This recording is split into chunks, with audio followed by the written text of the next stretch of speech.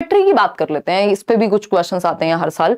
Symmetry की अगर हम बात करें, इसको सममिति कह देते हैं। सिमेट्री क्या है? The quality of being made up of exactly similar parts facing each other और अराउंड एन एक्सिस। यानी एक एक्स एक्सिस और वाई एक्सिस पता ही है आपको, एक्सिस के अराउंड बिल्कुल अगर दो पार्ट में कट कर दे किसी चीज को तो एकदम सेम निकले, है ना। जैसे ये फोन तो नहीं दिख रहा मुझे सिमेट्रिकल, बट कोई और चीज शायद आपको नजर आ रही होगी। ये पेन ही है मान लीजिए, तो इसको अगर बीच से कट किया जाए तो सिमेट्रिकल है, दोनों साइड बिल्कुल एक जैसी दिखेंगी, ठीक है। तो अगर हम बात करें एक अक्ष के चारों ओर बिल्कुल समान भागों से बने होने का गुण, the quality of being made up of exactly similar parts. अगर दो पार्ट में डिवाइड करना पड़े तो एकदम, जैसे मान लेते हैं ये सर्कल ही है, मतलब मैंने तो बहुत गंदा बनाया है, सिमेट्रिकल नहीं बन पाया, बट कोई एक बीच से अगर कट करें तो दोनों एक्सिस पे हम देखें, सामने से भी अगर हम देखें, बंद भी कर दें अगर इसको, पेपर आपने बचपन में बहुत किया होगा, फोल्ड कर करके उसको बिल्कुल बीचों बीच से हम फाड़ते थे, और या फिर उसका कुछ बना रहे हैं मान लीजिए, तो उसमें सिमेट्री का प्रयोग होता है। ठीक, आगे बढ़ते हैं। जैसे लाइंस ऑफ सिमेट्री, अगर आप एक्सिस के अराउंड देखें तो रेक्टेंगल में आपको एक्स एक्सिस के अराउंड और वाई एक्सिस के अराउंड लाइन ऑफ सिमेट्री दिख रही है। आप स्क्वायर में भी देख पा रहे हैं कितनी लाइंस ऑफ सिमेट्री हैं, 4 लाइंस। रेक्टेंगुलर में कितनी है, 2 लाइंस ऑफ सिमेट्री। रोम्बस में 2 दिख रही हैं हमें, ठीक। काइट, पतंग उड़ाई होगी, पतंगबाज होंगे यहाँ पे कई लोग, 1 लाइन ऑफ सिमेट्री, क्योंकि अगर आप ऐसे कट करेंगे तो पंगे हो जाएंगे, मतलब हर एक काइट में नहीं, इस शेप की काइट की बात हो रही है। आइसोसेलेस ट्रेपेजॉइड में क्या होगा, 1 लाइन ऑफ सिमेट्री है सिर्फ। तो इसी तरह से खैर इतनी आपके प्राइमरी लेवल पे बहुत ज्यादा पंगे आपसे नहीं लेते हैं। ये तो नहीं पूछता है कि कितनी लाइन ऑफ सिमेट्री है, बट ये जस्ट एक आइडिया के लिए है कि लाइन ऑफ सिमेट्री, जैसे आप ट्राइंगल में देख पा रहे हैं तो 3 लाइंस ऑफ सिमेट्री पाई जा रही हैं। ये आपके लेटर्स में भी, अलग अलग चीजों में आपको फिर ये मिल जाएगा किस में सिमेट्री है किस में नहीं है। आते हैं टेसिलेशन पे। ये बेसिकली ऑप्शन में एलिमिनेट करने के लिए जनरली पूछा जाता है, बहुत अपने आप में अलग से नहीं पूछा जाता सिमेट्री, लेकिन ऑप्शंस में जरूर मिलता है आपको। देखिएगा, अगर हम बात कर रहे हैं यहां टेसिलेशन यानी चौपड़ की, क्या कह रहा है भाई टेसिलेशन? टेसिलेशन क्या कह रहा है ये पूछा है हमसे। अभी आएंगे आएंगे आएंगे, कौन क्या कह रहा है आएंगे।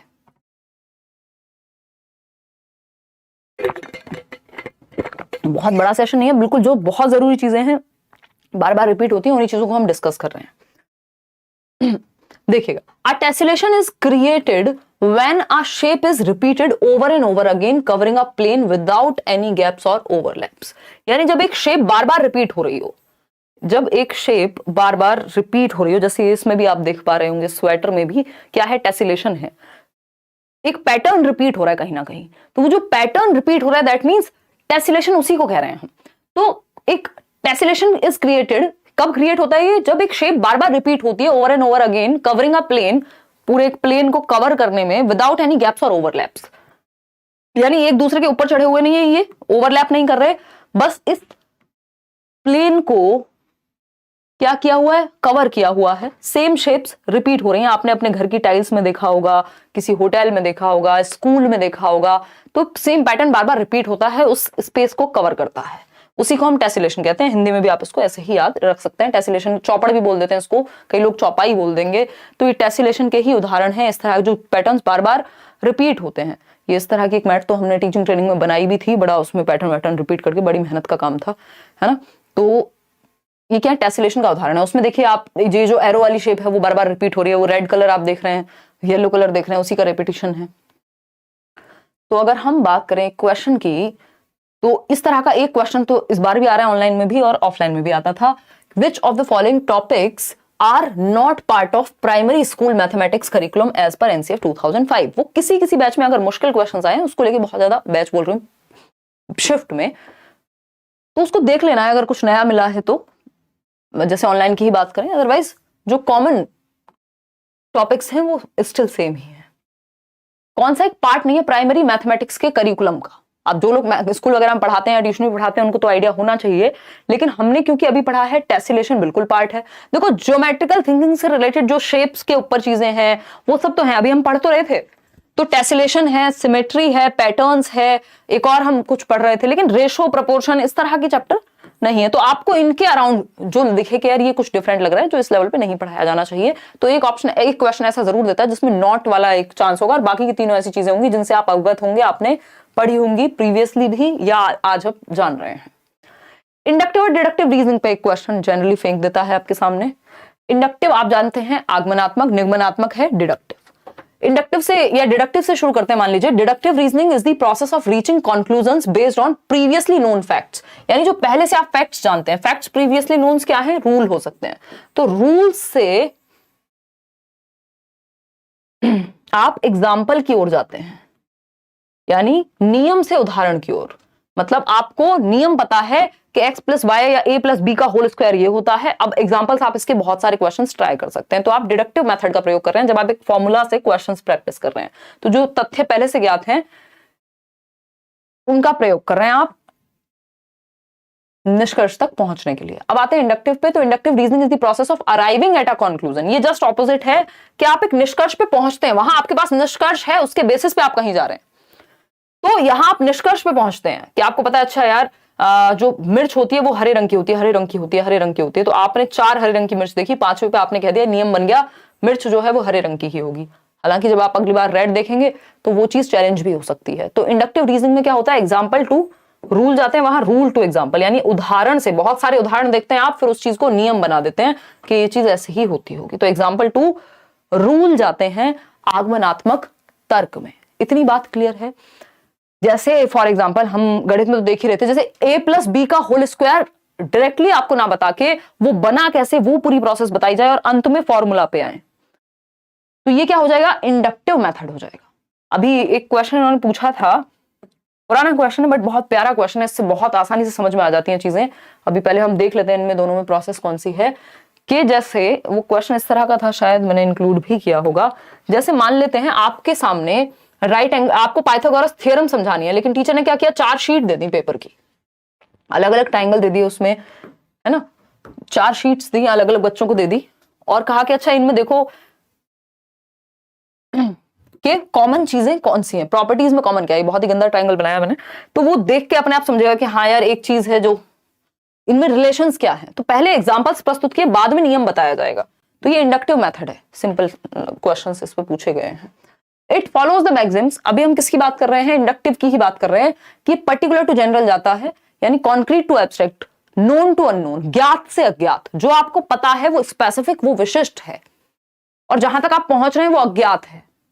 ठीक है ना? तो आप नियम आपके लिए अज्ञात होता है शुरुआत में, उदाहरण को आप जानते हैं कि ये हरा रंग, मैं जानता हूं इस मिर्च के बारे में, तो ये क्या है? ये ज्ञात है। अज्ञात क्या है? नियम पे पहुंचना, कि अंगूर खट्टे ही होते हैं, वो फिर आप बहुत सारे अंगूर खा के देखेंगे तभी इस बात पे पहुंचेंगे।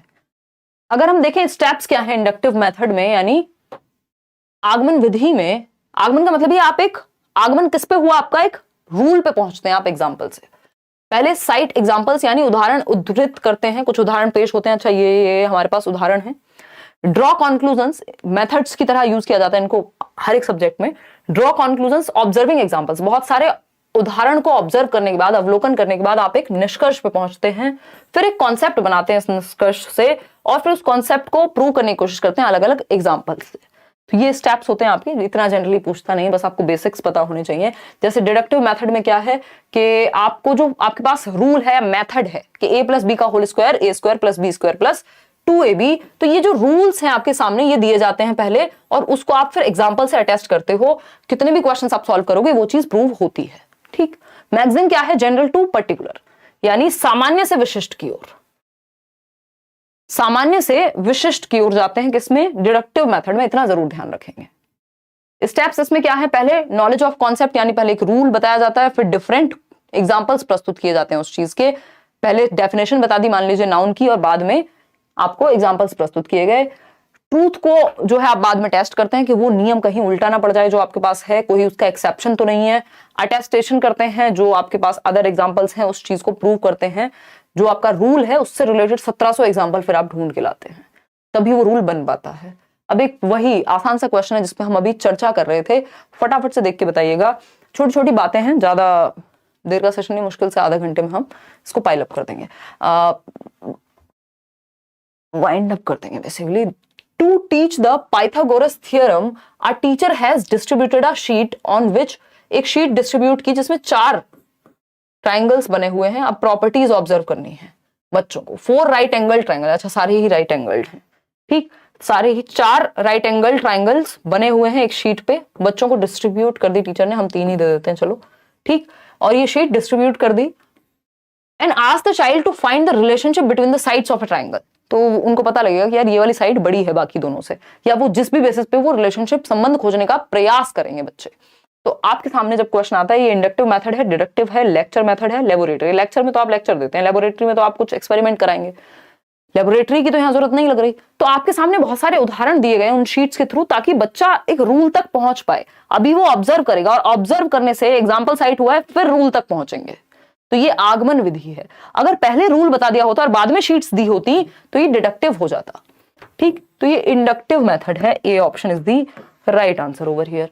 आगे बढ़ेंगे, अब टीचिंग लर्निंग मटेरियल्स की बात कर लेते हैं। देखिए, टीचिंग लर्निंग प्रोसेस की अगर हम बात करें तो टीचिंग क्या है, जहां पे आप बेसिकली इंस्ट्रक्ट करते हैं और नॉलेज को बिल्ड करने का मौका देते हैं। कंस्ट्रक्टिविज्म की माने तो रचना करने देते हैं, बच्चा ज्ञान की संरचना करता है, रचना करता है एक्टिवली, सक्रिय रूप से। और इसके लिए हम क्या करते हैं, फिर टीचिंग लर्निंग मटेरियल्स का, शिक्षण सहायक सामग्री का प्रयोग करते हैं। चार्ट्स बनाते हैं, फ्लैश कार्ड्स बनाते हैं, 3D मॉडल्स बनाते हैं, आजकल पिक्चर्स दिखा सकते हैं, मूवी दिखा सकते हैं, बहुत सारी चीजें हम शिक्षण सहायक सामग्री के रूप में। इवन एक चीज पूछी जा रही है, इस बार भी पेपर में आ रहा है, पहले से आ रहा है 2018 से, बाला की फुल फॉर्म जो आपके टीचिंग लर्निंग एड से ही संबंधित है, बिल्डिंग एज लर्निंग एड। ये हमें पता ही होना चाहिए, बिल्डिंग एज लर्निंग एड, यानी बिल्डिंग को ही हम एक लर्निंग एड के रूप में प्रयोग कर रहे हैं। ये प्रीवियसली मैंने आपको क्वेश्चंस कराए हैं इस साल, उसमें भी बताया था कि बिल्डिंग, मान लीजिए एक रूम है, क्लासरूम है, उस पे ही दीवार पे कुछ कुछ लिखा हुआ है, अलग अलग ग्रह जो है हमारे सोलर सिस्टम का कुछ एक चार्ट बना हुआ है, दूसरी तरफ कुछ नंबर सिस्टम का कुछ बना हुआ है, कहीं टेबल लिखे हुए हैं स्कूल में अलग अलग दीवारों पे। तो यानी बिल्डिंग ही लर्निंग एड बन गई है, बिल्डिंग ही लर्निंग एड बन गई है। आराम से हो जाएगा, मीनाक्षी इवन ज्यादा ही आएंगे। तो ये शिक्षण, अब इसमें एक और चीज आ जाती है कि भाई जो बायपोलर प्रोसेस है, वो जॉन एडम्स ने कहा कि भाई टीचिंग क्या है, वो बायपोलर प्रोसेस है, प्रक्रिया है जिसमें 2 पोल्स होते हैं, द्विध्रुवीय, एक तरफ टीचर और एक तरफ स्टूडेंट। तो ये क्या संकीर्ण बात है, ये नैरो बेसिस पे टीचिंग को निर्धारित किया गया है। जबकि अगर हम ब्रॉड वे में देखें टीचिंग क्या है, तो जॉन डुई के अकॉर्डिंग ट्राइपोलर है, टीचर है, स्टूडेंट है और एनवायरमेंट भी है या करिकुलम भी है। एनवायरमेंट भी है या करिकुलम, ये बात तो मैं आपको, ये सीडीपी में भी पूछा जा चुका है प्रीवियसली। अब कुछ टीचिंग लर्निंग मटेरियल्स हैं जो स्पेसिफिकली मैथ्स के लिए प्रयोग में लाए जाते हैं, जैसे जियो बोर्ड है। जियो वाला जियो नहीं है आपके फोन में चलाने वाला, जियो बोर्ड क्या है, इसमें कीलों को ठोक करके आप देख रहे हैं, ये कुछ कुछ कीलें लगी हुई हैं एक बोर्ड पे और उससे शेप दर्शाई जा रही है। रबर बैंड वगैरह का प्रयोग करके आप छोटे मोटे थ्रेड वगैरह का भी यूज कर सकते हो। तो ये क्या है, मान लीजिए ट्राइंगल दर्शा रहे हैं, तो इन कीलों से रबर का प्रयोग करके एक जियो बोर्ड पे आप शेप्स पढ़ा रहे हैं बच्चे को। ठीक, तो उससे क्या होगा, बच्चों को आइडिया लगेगा ना कि भाई ये 4 हमने स्क्वायर लिए, मतलब एक स्क्वायर बनाया, चारों साइड्स इक्वल हैं, तो कितने स्क्वायर लिए बराबर शेप के, 4। तो जियो बोर्ड से आप ज्योमेट्रिकल शेप्स को बहुत आसानी से सिखा सकते हैं। It is a square board, ये अपने आप में कैसा होगा, स्क्वायर बोर्ड होगा जिसमें छोटे छोटे स्क्वायर्स हैं जो आप देख ही पा रहे हैं, और इन विच नेल्स आर एम्बेडेड, यानी ये जो कीलें लगी होती हैं, with the use of rubber band, initial geometrical measurement and numerical concepts। कौन से कॉन्सेप्ट सीख रहे हैं हम, ज्योमेट्रिकल कॉन्सेप्ट्स। भाई ये जो शेप्स हैं ज्यामिति की ही तो हैं, ज्योमेट्रिकल कॉन्सेप्ट सीख रहे हैं हम इनिशियली, कि बेसिकली एक ट्राइंगल क्या होता है, या हम कहें एक सर्कल क्या होता है, एक रेक्टेंगल क्या है, एक स्क्वायर क्या है, और क्या सीख रहे हैं, मेजरमेंट। हम मेजर कर सकते हैं ना, ये कितने बॉक्सेस में बना है, उस हिसाब से मतलब इनकी लेंथ वगैरह भी हम यहाँ बेसिक मेजरमेंट जान सकते हैं। ठीक, तो मेजरमेंट हम सिखा सकते हैं बच्चे को, इससे मापना। न्यूमेरिकल कॉन्सेप्ट सिखा सकते हैं कुछ हद तक, किससे, जियो बोर्ड से। तो ये 2-3 बातें हैं जो हम जियो बोर्ड का प्रयोग करके सिखा सकते हैं। फिर आता है अबेकस, इससे भी क्वेश्चन आता ही है अबेकस से हर बार। अगर हम अबेकस की देखें तो अबेकस को अबेकस ही कहते हैं हिंदी में, गिनतारा कहते हैं आई थिंक, हाँ। तो अगर हम कहें तो ये क्या है, ये बेसिकली इस तरह की बीड्स लगी हुई होती हैं, आपने अबेकस कहीं ना कहीं देखा होगा, छोटे छोटे, ये वैदिक मैथमेटिक्स का पार्ट हुआ करता था। It is N ancient mathematical instrument, यानी वैदिक गणित का हिस्सा है, बहुत पुराने समय से हम यूज कर रहे हैं। It is a frame generally of would, generally तो ये वुड या प्लास्टिक के भी आते हैं आजकल, छोटे छोटे आपने देखे हो, यानी लकड़ी का या फिर प्लास्टिक का एक पीस है, ये फ्रेम है। That holds rods with freely sliding beads mounted on them. ये बीड्स हैं, ये जो आप देख रहे हैं, इधर से उधर जा पाते हैं। ठीक, कोई वीडियो देख लीजिएगा अबेकस की, और ये इसमें फ्रीली मूव कर सकते हैं। इन रॉड्स, बीच में रॉड लगी हुई है, फ्रेम किसका है, प्लास्टिक या लकड़ी का, बीच में रॉड लगी हुई है और ये फ्रीली मूव कर सकते हैं, जो बीट्स है इसमें मोती टाइप की चीजें, ठीक। द कॉन्सेप्ट ऑफ एडिशन, यानी हम इससे जोड़ घटाना, आप देखते हैं इसकी सहायता से बच्चा ज्यादा तेजी से कर पाएगा क्योंकि वैदिक टेक्निक हो गई, ठीक। तो एब्स्ट्रैक्शन, घटाना, जोड़ना, एब्स्ट्रैक्शन बोल रही हूँ, addition, subtraction, multiplication, division, fractions, square root, place value etcetera. Fractions generally हम इससे अवॉइड करते हैं, तो स्क्वायर रूट, प्लेस वैल्यू, ये सब हम सिखा सकते हैं। और specially addition, subtraction, multiplication, division, ये जो बॉड मास वाली कहानी है उसके लिए तो ये बेहद हेल्पफुल रहेगा। फिर आता है डाइंस ब्लॉक, ये भी आपने देखा होगा। डाइंस ब्लॉक क्या है? Dice block, these are manipulative tools used to teach basic addition, subtraction, counting, place value, multiplication, place value के लिए तो ये बहुत महत्वपूर्ण है, इस पे क्वेश्चन बहुत पूछा जाता है। place value के लिए तो आपका डाइंस ब्लॉक जो है बहुत महत्वपूर्ण है। और डेसिमल नंबर्स की अगर हमें मल्टीप्लिकेशन सिखानी हो तो ग्रिड का प्रयोग हम बहुत करते हैं इसमें से। These are 4 types of, इसमें 4 टाइप की चीजें यूज हो रही हैं। यूनिट्स किसको शो करते हैं? आपने वो देखा होगा इकाई, दहाई, सैकड़ा, जो प्लेस वैल्यू है ना, हम सिखा सकते हैं ना इससे। तो ये जो यूनिट है एक, ये वंस को प्रदर्शित करती है, यानी इकाई को प्रदर्शित करती है, ठीक। फिर आता है आपका रॉड जो है, आप देख रहे हैं इसमें यूनिट्स लगी हुई हैं, ये वाली जो एक सिंगल यूनिट थी। तो ये रॉड अपने आप में टेंस को, यानी दहाई जिसको हम कहते हैं ना, दहाई को प्रदर्शित करती है। ये पूछ लिया जाता है डायरेक्ट क्वेश्चन। फ्लैट्स जो है, अब ये फ्लैट बनाया हुआ है इन्होंने, ये फ्लैट्स हंड्रेड्स का को रिप्रेजेंट करते हैं, यानी सैकड़ा जिसको हम कहते थे, if I am not wrong, Hindi में, ठीक है। और क्यूब अपने आप में, क्योंकि इसमें इतनी सारी यूनिट्स लगी हुई हैं, तो ये 1000 को, यानी 1000 को प्रदर्शित करेगा। तो यहां पे ये जानना बहुत जरूरी है कि जो यूनिट है वो इकाई को, यानी यूनिट को ही, वंस को, रॉड टेंस को, फ्लैट हंड्रेड्स को, और थाउजेंड्स को क्यूब। तो ये 4 चीजों का यहाँ पे प्रयोग होता है। 4 टाइप्स की चीजें। द यूनिट, जिसके थ्रू हम प्लेस वैल्यू वगैरह सीख रहे हैं, the unit cubes represent units, rods, ये सब मैंने आपको बता दिया है, ठीक। तो basic addition, subtraction, counting, place value, multiplication, ये सब आप डाइंस ब्लॉक से सीख पाएंगे। 3 डायमेंशन टीचिंग एड्स भी होते हैं कुछ, जिसको हम त्रिआयामी कहते हैं, जिसके 3 आयाम हैं। These aids provide understanding of real, बिल्कुल जैसे 3D में मूवी देखते हैं ना आप, ऐसे ही ये 3D एड्स हैं जिनके माध्यम से एकदम रियल, मान लीजिए आपने एक वो लगा दिया, आजकल तो वो भी आ रहा है ना, augmented reality type, AR VR जो होते हैं, तो उससे आपको एग्जैक्टली लगेगा कि हाँ आप एक 3 डायमेंशनल रूम में खड़े हुए हैं, ये इसकी हाइट है, ये इसकी विड्थ है ना, तो उससे पूरा आपको पता लगता है। These are real objects, specimens, models या पपेट्स, या तो रियल ऑब्जेक्ट को ही ले आते हैं क्लास में, या उनके जैसे दिखने वाले, या मॉडल्स बना दिए उनके, पपेट्स वगैरह का यूज करते हैं जिनकी 3 डायमेंशंस हो। फॉर एग्जाम्पल, एक किसी ने ये मॉडल बनाया है, मॉडल्स बनते हैं ना, आप स्कूल में एग्जीबिशन लगती है, तो ट्राइंगल का जो है, इसको ऐसे नहीं बनाया कि जस्ट पेपर पे बना के दिखा दिया हो, इसको प्रॉपर बना करके दिखाया है। ये आपको दिख रहे हैं अलग अलग, सब इस पे जमे हुए हैं, चिपकाए हुए हैं, क्यूब को बना करके आप पूरे डब्बे का प्रयोग करके, इसी तरह सिलेंड्रिकल शेप, कोन को, तो ये 3D मॉडल हो गया। इससे क्या होगा, मैथ्स शेप्स सीखने में आसानी होगी, बजाय कि सिर्फ किताब में पढ़े, वो लिटरली देख पा रहा है। एक और छोटी सी चीज जिसपे हमने बात की थी शुरुआत में, टॉल शेप ऑफ मैथमेटिक्स, जो NCF में मेंशन्ड है। टॉल शेप ऑफ मैथमेटिक्स यानी गणित का ऊंचा कद, हाइट वाली टॉल शेप नहीं, ठीक। तो ये क्या कहता है देखते हैं एक बार।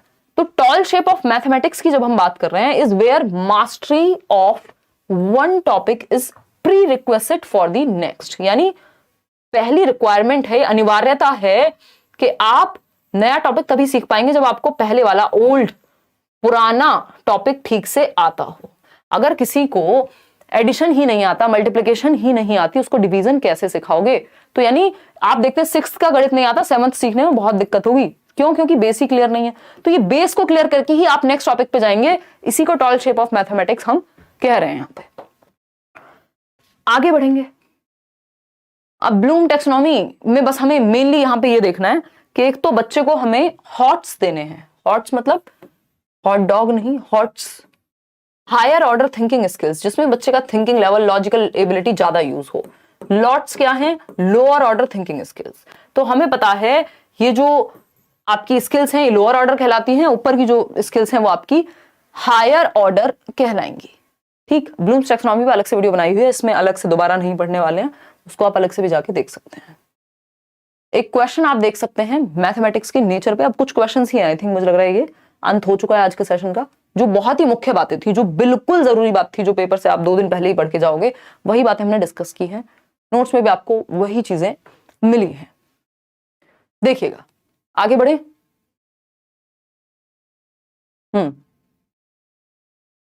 यार एसएसटी के नोट्स तो इस बार नहीं मिलेंगे, डी ऑप्शन कह रहे हैं कई लोग। तो which one of the following is not true.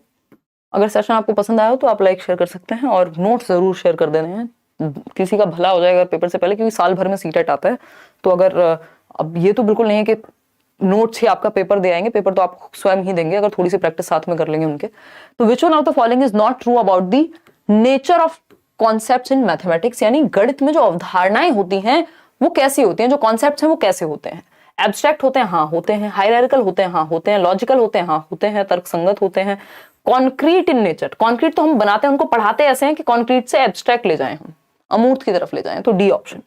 आगे बढ़ेंगे, नेक्स्ट क्वेश्चन है आपके। क्वेश्चंस भी मैंने आपके नोट्स में डलवाए हुए हैं, नए वाले भी डलवाए हुए हैं, ऑनलाइन वाले भी। अभी तो हम ये वो क्वेश्चंस कर रहे हैं जो बहुत रिपीट होते हैं। The mathematics used by illiterate shopkeeper, इसको कम्युनिटी रिसोर्स बोलते हैं। अशिक्षित दुकानदार के द्वारा प्रयोग किए जाने वाले गणित का प्रयोग करेंगे या नहीं। शुरुआत में बात की थी ना, लाइफ से जोड़ना है बच्चे की, तो कैसे जोड़ेंगे। Is not useful in the mathematics classroom, यानी गणित की कक्षा में उपयोगी नहीं होता। जो अशिक्षित दुकानदार है, जिसने कभी शिक्षा नहीं ली स्कूल में आके, लेकिन वो गणित तो प्रयोग कर ही रहा है ना दुकान पे। Is very useful in solving all mathematical problems, भाई सारी प्रॉब्लम्स थोड़ी ना सॉल्व हो जाएंगे, कुछ कॉन्सेप्ट्स क्लियर हो जाएंगे। Has ambiguity and very low level of correctness in it, आपसे ज्यादा बढ़िया कैलकुलेशन हो सकती है, कई तो टीचर्स से अच्छी कैलकुलेशन हो जाएगी। जो लोग प्रॉपर शॉप पे रहते हैं, है ना, जो मेरी हाउस हेल्प आती है, वो बता रही थी कि मेरी कैलकुलेशन बड़ी अच्छी है, क्योंकि पता नहीं किसी शॉप वॉप मतलब उनके घर में थी या जैसे भी। तो उसका फर्क पड़ता है कि आप डेली लाइफ में, कोई बच्चा है जो जिसके पिताजी मान लीजिए कारपेंटर हैं, तो वो शेप्स को समझने में उसको आसानी होगी, मेजरमेंट में उसको आसानी होगी, तो बच्चे की प्रीवियस नॉलेज का प्रयोग करते हैं हम। Should be discussed by the teachers in classrooms as an alternate strategy in solving related problems, यानी संबंधित समस्याओं को हल करने में वैकल्पिक रणनीति की तरह। भाई सिखाने का कोई एक ही मेथड थोड़ी है कि जो आपने सिखा दिया वही मेथड है, डिफरेंट डिफरेंट तरीके हैं एक चीज को सीखने के या सॉल्व करने के। तो इसको एक ऑल्टरनेट स्ट्रेटेजी के रूप में यूज कर सकते हैं। कम्युनिटी से हमें जो सीखने को मिल जाए वो अच्छी बात है, डेली लाइफ से बच्चे की जोड़ना है, तो ऐसा नहीं कि ये यूजफुल नहीं है। फिर नेक्स्ट क्वेश्चन है, the learning outcomes in mathematics are developed. Learning outcome क्या होते हैं। अभी हमने लर्निंग ऑब्जेक्टिव्स की बात की थी, यानी उद्देश्य जिसके लिए हम सिखा रहे हैं कि बच्चों को ये आ जाए। आउटकम क्या है, जो उद्देश्यों की प्राप्ति कितनी हुई है ये जानना आउटकम है, कि रिजल्ट क्या आया। बताइएगा, फटाफट से बताइएगा। ये सारे आप मैराथन भी देख सकते हैं। अब तो आप एक बार सीटेट दीजिए, आगे तक के लिए टेंशन खत्म। कोई कह रहे हैं इंडिया जीत गई, मैच वैच था क्या यार। मैंने तो ईवीएस पेडागोजी करा दिया एक ही सेशन में, EVS in one shot. Otherwise chapter wise भी आप देख सकते हैं, पुरानी प्लेलिस्ट बनी हुई है, सिलेबस कोई चेंज हुआ नहीं है। अभी वन शॉट कराया था ईवीएस वाला, ईवीएस हिंदी इंग्लिश, ये मैथ्स का हो चुका है। और सीडीपी के तो 3 सेशन हुए हैं, 4.5 सेशन, 8.5 घंटे की मैराथन है, मतलब 2-2 2.5 घंटे के सेशन हैं, वो आप देख सकते हैं। ठीक है ना। हाँ, पानी पूरी का प्रयोग करके आप ओवल शेप सिखा सकते हैं बच्चे को, ये भी सही है। देखिएगा, फटाफट से जवाब दीजिएगा। बी ऑप्शन कह रहे हैं कई लोग। समझते हैं क्या बात हो रही है, लर्निंग आउटकम की। Such that children may be told small steps for calculation. Outcome की बात हो रही है ना, रिजल्ट क्या आया किसी चीज को सीख के। To increase the achievement of children in various educational surveys. Outcomes in mathematics are developed, क्यों। To define class wise competencies. भाई आउटकम इसलिए डिफाइन होते हैं कि इस लेवल पे 6th क्लास में बच्चों को ये चीजें आती होंगी, तो वो लर्निंग आउटकम हो गया उस लेवल का। तो बच्चे द्वारा हासिल की जाने वाली कक्षावर दक्षता, यानी class wise competencies and skills to be achieved by children, कि भाई ये इस क्लास से आउटकम निकल के आना चाहिए, इस लेवल बच्चों को ये पता होना चाहिए, ये लर्निंग आउटकम होगा। अगर आप इस लेवल पढ़ा रहे हैं, सिर्फ ईयर एंड एग्जामिनेशन में अच्छा परफॉर्म करना नहीं होगा। फिर आता है which one of the following happenings in the classroom is an activity. किसको आप एक एक्टिविटी कहेंगे। जब टीचर एक्सप्लेन करे कैसे सम करने, देख लो किस में बच्चा सबसे ज्यादा एक्टिव है, वही सही आंसर है। रिसाइट कर रहे हैं काउंटिंग, कॉपी कर रहे हैं बच्चे, जहां बच्चे एंगेज हैं, एक्सप्लोर कर रहे हैं, वो बेस्ट है। डी ऑप्शन, अन्वेषण कर रहे हैं, सबसे ज्यादा एक्टिव कहां है, डी ऑप्शन में। मेन पर्पस ऑफ मैपिंग भी सिखाते हैं हम गणित में, ये भी बहुत बार पूछा गया है। देखो मैपिंग की अगर हम बात करें यहां, यानी मैपिंग यानी प्रतिचित्रण सिखाने का प्राइमरी लेवल पे करिकुलम में इसको क्यों डाला है। अब आपको पता है मैपिंग है, टेसिलेशन है, ज्योमेट्रिकल बेसिक शेप्स हैं, ये सब कहाँ है? प्राइमरी लेवल के करिकुलम में हैं ऑलरेडी। ठीक है, तो अगर हम देखें यहां तो सही उत्तर क्या होगा? To promote special thinking.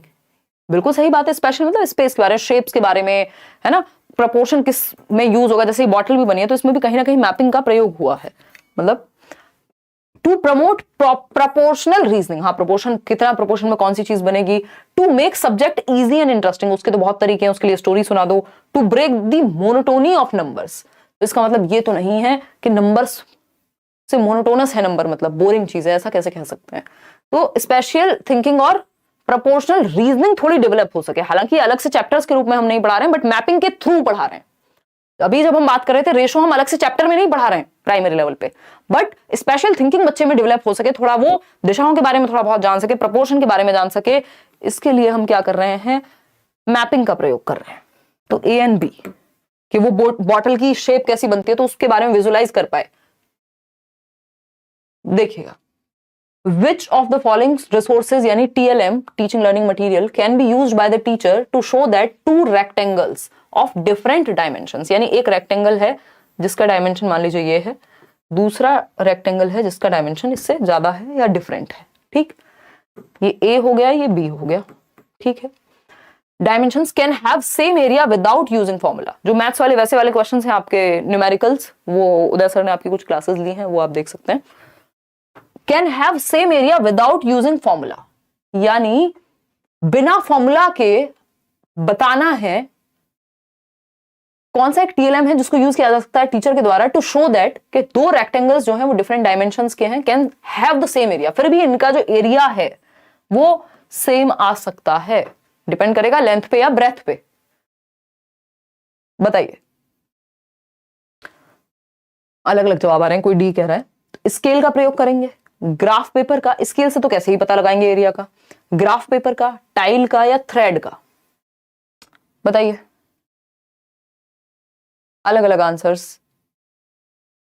बिल्कुल, इसमें टाइल्स का प्रयोग कर सकते हैं वो, और ग्राफ पेपर का, वो ग्राफ पेपर और टाइल्स का प्रयोग किया जा सकता है बजाय कि थ्रेड के। थ्रेड का प्रयोग हम सर्कल वगैरह में ज्यादा कर लेते हैं।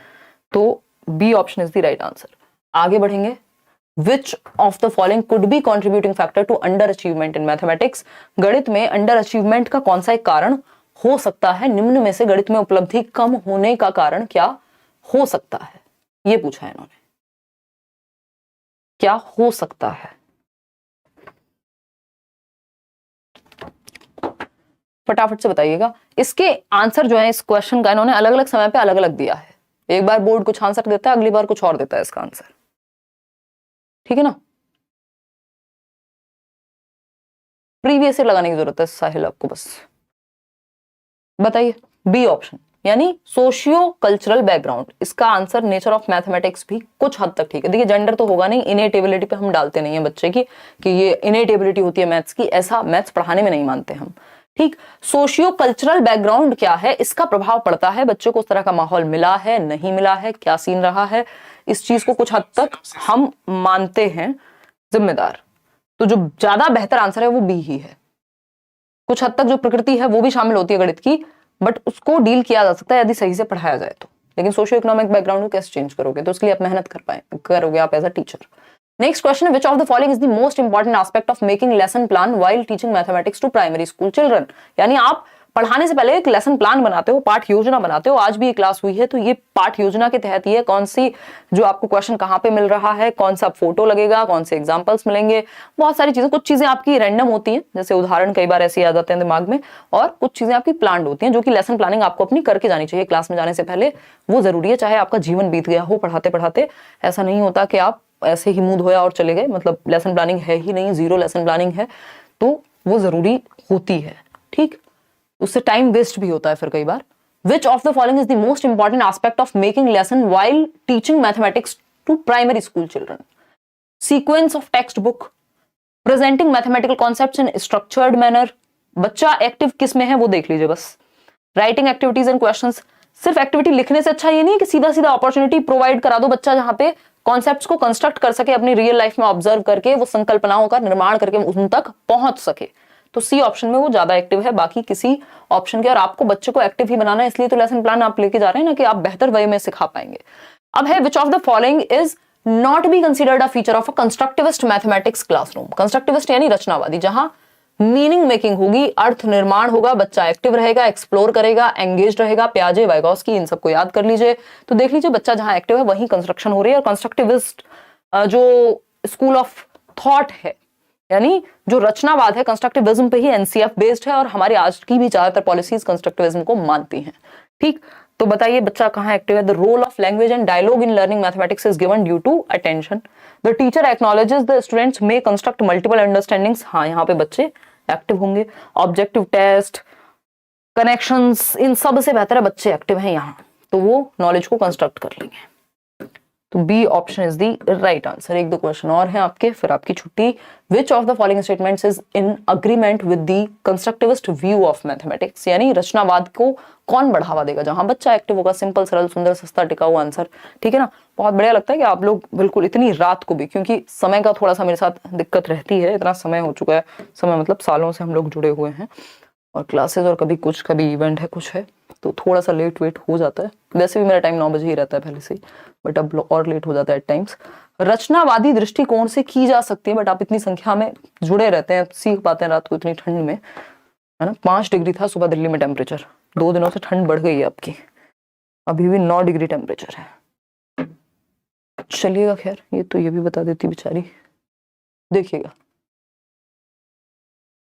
On account of inability to understand the, हाँ तो ये तो एकोमोडेशन हो गया ना विश्वकर्मा। ये तो सिंपल है, creation of a new scheme on account of liability inability to understand the environment with the existing scheme is known as accommodation. 200%, कोई दिक्कत ही नहीं है इसमें।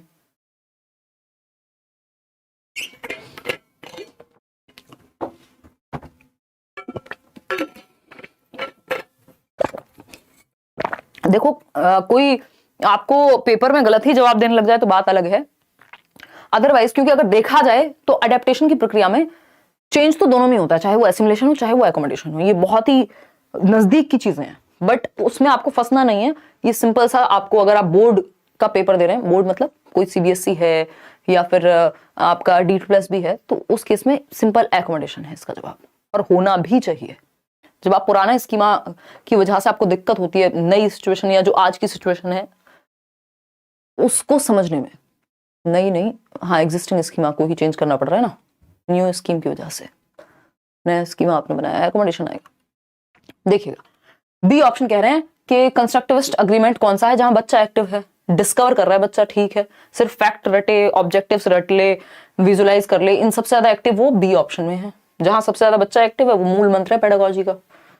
क्वेश्चन देखिए next, Which of the following is not true with respect to the learning of mathematics? कौन सी बात सही नहीं है मैथमेटिक्स के सीखने के बारे में।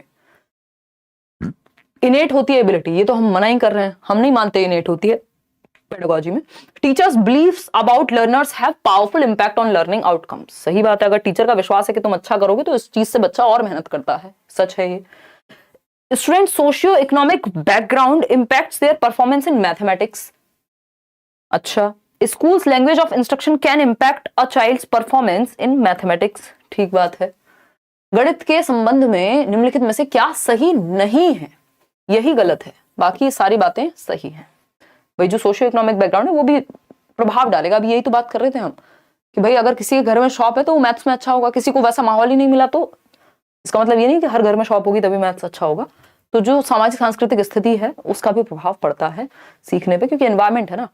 After teaching place value of numbers, place value समझ रहे हैं, फेस वैल्यू जो डायरेक्ट दिखे, प्लेस वैल्यू जो प्लेस पे हो, है ना। जैसे अब आपको पता है यहाँ पे प्लेस वैल्यू आपको पता करनी है किसकी, 2 की, तो आपको पता है ये क्या है, 1 टेंस और 100th पे है, यानी सैकड़ा पे है। फेस वैल्यू तो आपको साफ साफ दिख ही रही है 2। A teacher gave the following question to solve. क्या क्वेश्चन है, टेक 2 डिजिट्स से 3 and 5, 3 और 5 2 डिजिट ले लो, मेक 4 डिजिट नंबर्स, 2 डिजिट के नंबर बनाओ इनसे, using both the digits equal number of times, 2 बराबर टाइम्स ही आनी चाहिए एक डिजिट में, तो 33 55 35 35, इस तरह से आप दुनिया भर के डिजिट्स बना दोगे, यूनिक भी होंगी ये। तो ये जो है कौन सी एक बात इस क्वेश्चन के बारे में सही है, इसको मैथ्स की तरह नहीं लेना है, बेसिक पेडागोजिकल अंडरस्टैंडिंग की तरह लेना है। It is an open ended question and gives opportunities to students to analyze and critique each others responses. चलो ठीक है, it is an example of close ended. Close ended में तो सिंगल आंसर होगा कि 3 और 2 कितने होते हैं, तो 5 होते हैं, ये क्लोज एंडेड है। आपको ओपन एंडेड देने होते हैं ताकि क्रिएटिविटी बेटर हो, बच्चे का दिमाग खुले, डाइवर्जेंट थिंकिंग यानी अपसारी चिंतन आए। Multiple response to a question should be discouraged, नहीं भाई एनकरेज होने चाहिए कि मल्टीपल तरीके से एक चीज को सॉल्व किया जा सकता है। कॉन्टेक्चुअल क्वेश्चन का एग्जांपल है, कहां कौन सा कॉन्टेक्स्ट है, यहाँ सेब सब्जी, दुनिया, जिंदगी, कोई बात हुई है, नहीं हुई है, सीधा नंबर की बात हुई है। तो it is an open ended question, ये एक मुक्त उत्तर वाला प्रश्न है जिससे क्रिएटिविटी या डाइवर्जेंट थिंकिंग बेटर होती है। और ओपन एंडेड क्वेश्चंस ज्यादा बेटर होते हैं क्लोज्ड एंडेड से। जैसे ये जो क्वेश्चन है क्लोज्ड एंडेड है, 4 में से एक ही ऑप्शन सही होगा, ये क्लोज्ड एंडेड है, कन्वर्जेंट थिंकिंग है।